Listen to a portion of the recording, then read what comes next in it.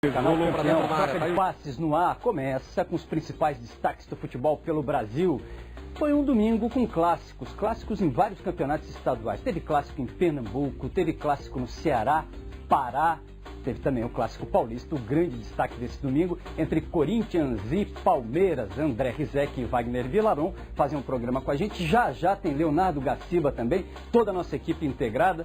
E aí, Rizek, gostou do domingo? Acompanhou mais detidamente o quê? O clássico de São Paulo? Acompanhei com mais calma o clássico de São Paulo. Lino, boa noite Vilaron, amigo ligado no Troca de Passes. E acho que o Corinthians deu mais uma amostra de que é o time mais bem montado do futebol brasileiro. Quando esse time está com a concentração lá em cima, como esteve no segundo tempo, é muito difícil ganhar no Corinthians. Boa noite, Vilarão, tudo bem? Tudo bem, Lino, André, amigos do Troca. Acompanhei um pouco o Vasco, também passando um sufoco ali, difícil para vencer o Resende. E o Bahia. O Bahia fez uma vitória hoje, uma goleada por 7-1. O Souza marcou 4 gols. São os destaques desse domingão. Destaque também para o São Paulo. Líder do Campeonato Paulista, venceu o Mirassol por 1-0 no saldo de gols. Nesse momento é o líder do Paulistão, que está tendo bons jogos, que está revezando liderança. O Palmeiras era líder até o início dessa rodada. Corinthians era líder um pouquinho antes. Reassumiu agora o São Paulo. O São Paulo já foi líder uma vez. Na sexta rodada do Paulistão, o Milton e o Nori falavam sobre isso ainda há pouco. E eles conversam conosco nesse momento. Tudo bem, Milton? Tudo bem, Nori? São Paulo chega à liderança com consistência?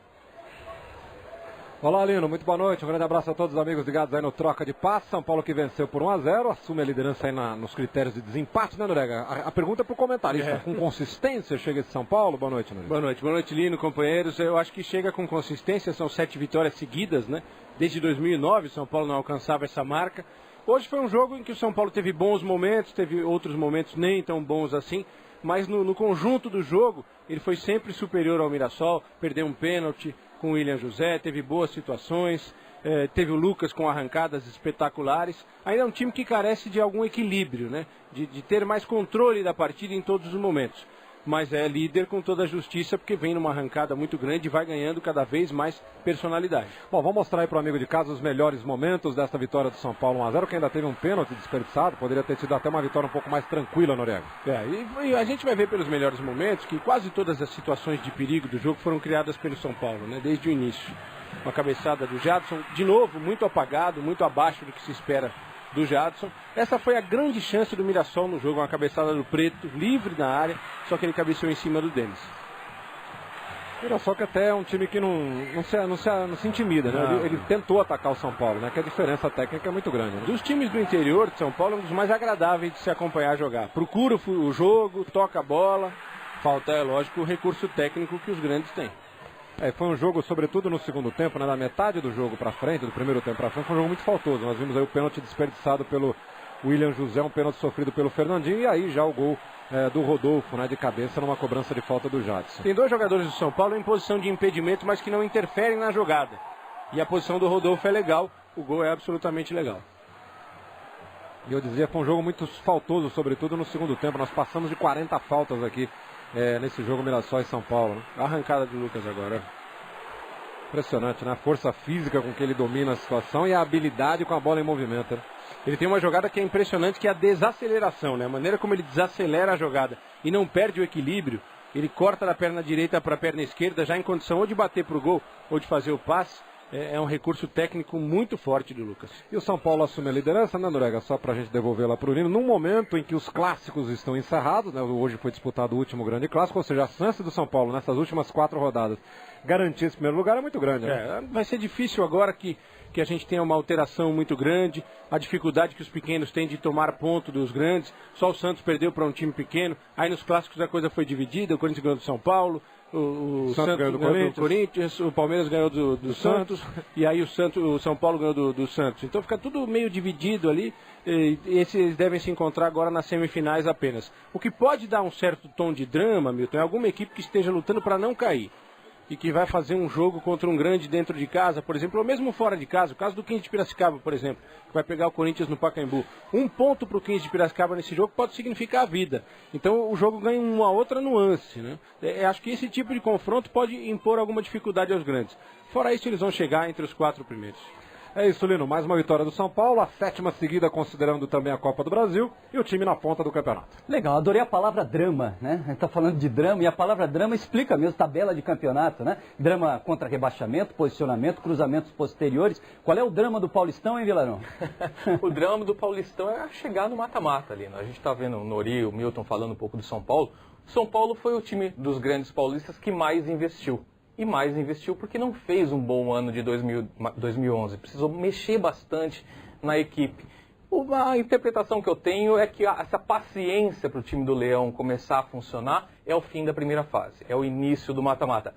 Nori, o que você tem percebido aí mais próximo da torcida do São Paulo? A paciência vai segurar até o início do mata-mata ou eles já estão começando a cobrar um time mais coeso, mais consistente? Não, hoje aqui, pelo menos, Vila, a torcida só fez festa. Obviamente que a torcida do interior tem um outro perfil, né? A torcida aqui não vê sempre o grande time jogar, é mais festiva, não é aquela torcida presente como torcidas organizadas, né? Ditas organizadas. Mas hoje aqui eles fizeram muita festa, gritaram muito pelo Lucas, aqueles gritos lá de o campeão voltou, foram ouvidos aqui em Mirassol. Eu acho que é preciso ter paciência com essa equipe do São Paulo, porque ela está sendo construída ainda. Tem pontos a serem acertados. O Jadson precisa jogar que se espera que ele jogue. O São Paulo precisa resolver a questão da lateral direita, por exemplo. O Pires não me parece um jogador para ser o dono dessa posição no time do São Paulo.